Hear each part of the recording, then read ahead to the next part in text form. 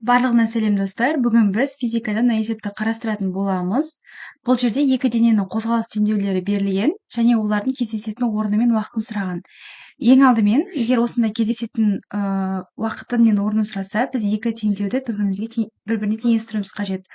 Ол дегеніміз, мысалы, x1-ді, яғни x2-ге теңестіру керек.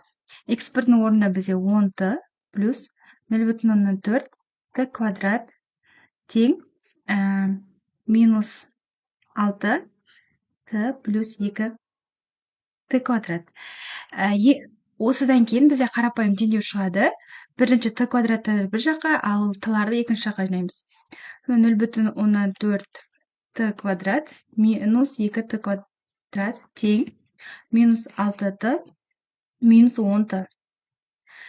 0,4-тен 2-ні азайтсақ бізде минус 1,6t квадрат болады. Ал 6-дан минус 10-ды азайтсақ, бізде минус 10t болады. 16t болады.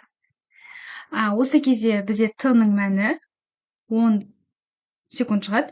Яғни уақыты бізде 10 секунд. Енді кездесетін орнын табу керек болса, біз осы t-ны кез келген екі теңдеудің біреуіне қоямыз. Мысалы, x1 үшін қойып көрейік. Негізі кез келген біреуіне қойған кезде екеуінен бірдей сан шығу керек. Сонда 10 көбейтілген t-ның орнына 10-ды қоямыз.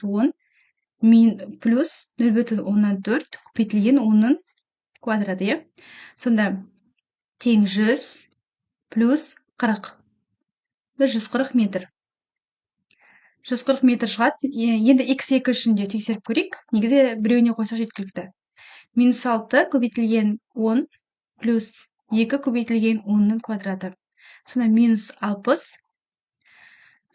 плюс 200 тең 140 метр.